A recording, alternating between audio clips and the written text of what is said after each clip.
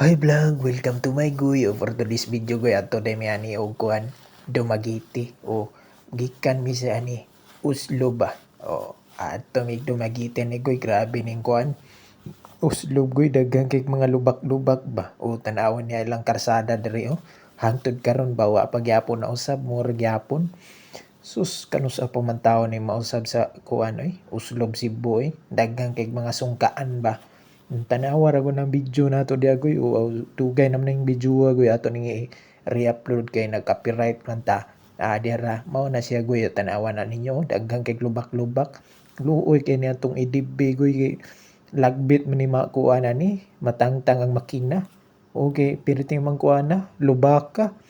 O gikan mi aning Uslob Cebu pa adto mi kuan Dumagiti ba. Sakay mi aning barko adto mi sa Santander Liloan Port. Naman didto ang kuan goy, pantalan ba padung Dumagiti o mao ni siya, backride ra ko ana goy ako'y tig-video ba.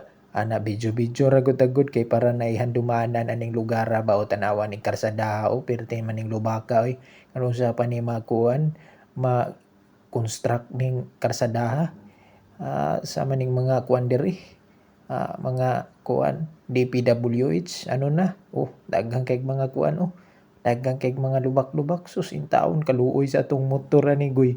EDB 150 na goy. Dugay na kay ning motora pero kumbati gyapon ba. Ana ra gud na gud video-video ta diha goy atik-atik ba. Uslob Cebu going to Dumaguete City. Sus kaluoy ning karsadaha wa pa man ni mabungkal. Kanus-a pa man ni masiminto og tarong. Uy, wow. Dere mao ra gini taytayan ra gyud semento ug tarong. Kaning mga gipang spalto sus grabe lubak-lubak uy. Dira igliko ni tagak ni ron. Tagak ning tagak ang bildo, windshield ba.